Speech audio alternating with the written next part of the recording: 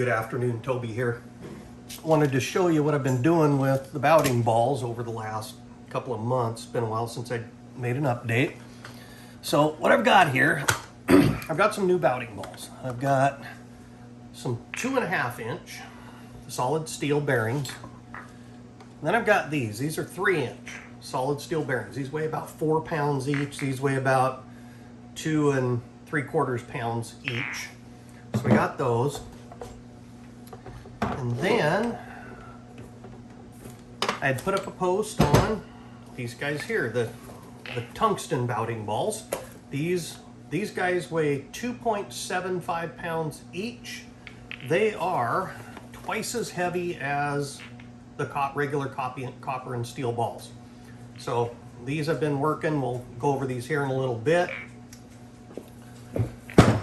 Start with the copper and steel set. What I've got here, again, last time I was showing you the copper ball and smoothing it out. You can see the surface on this thing.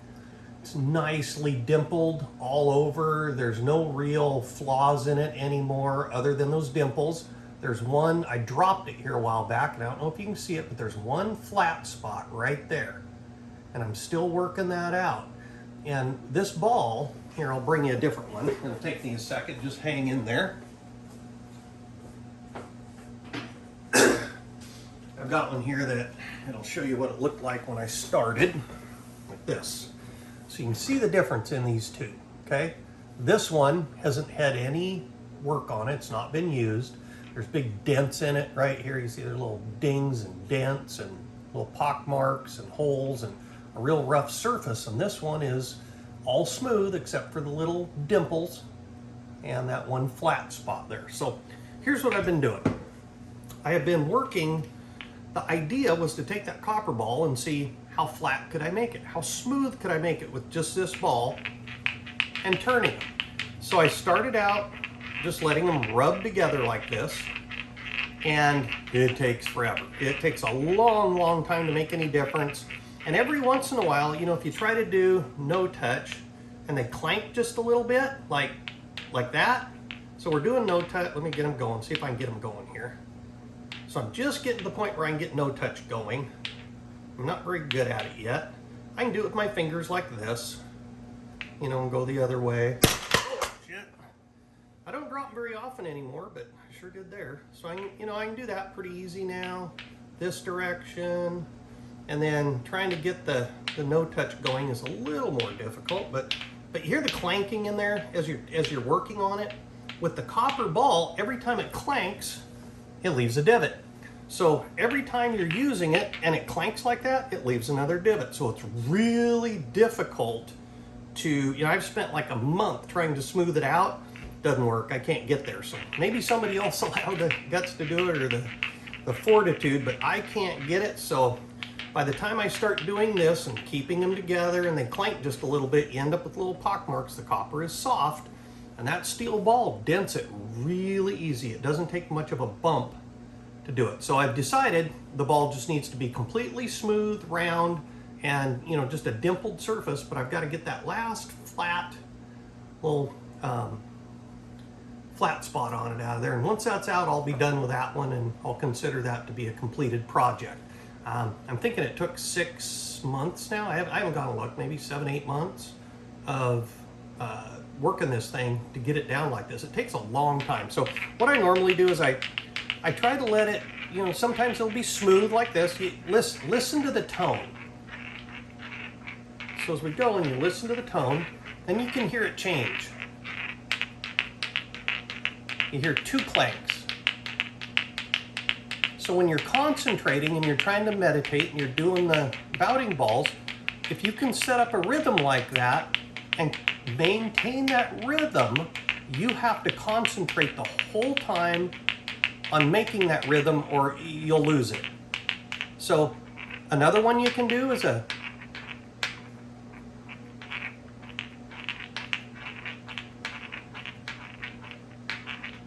you'll hear a rub clank.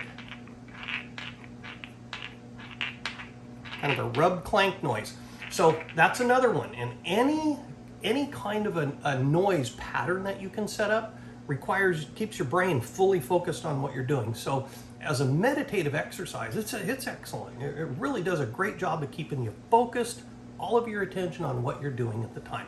So, then we can start going the other direction, both directions. So we've gotten to the point where, we rub together. We can get them out and start doing no touch, which again, I don't have that down yet. Still working on it.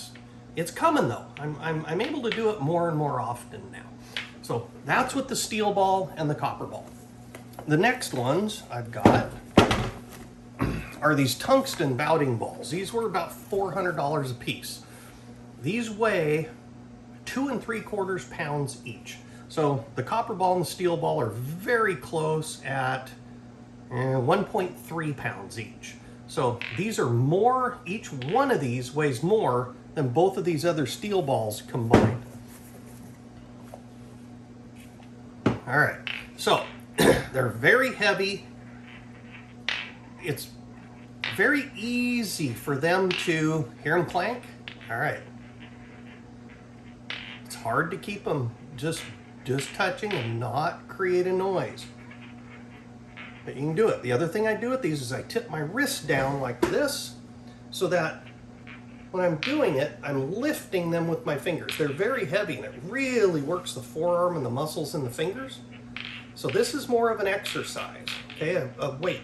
Now, one of the other things that I'm using this for, and I know it's not really Baoding ball related, but it's martial arts related, is when you're holding this much weight in your hand, you cannot have your elbow out of tendon position without noticing it right away. So as soon as you put like if your arm's up like that and it's all fine, as soon as you put the balls in, they get tired and you gotta tuck that elbow. And that elbow being tucked is where we want it for striking. So these heavier weights do a really good job of creating a flat hand on a perfect elbow, okay? Other hand, both directions, keep them rubbing together. You can open your palm and just kind of let them float around, or you can go the other way. And these are, I usually find they're easier because of the weight.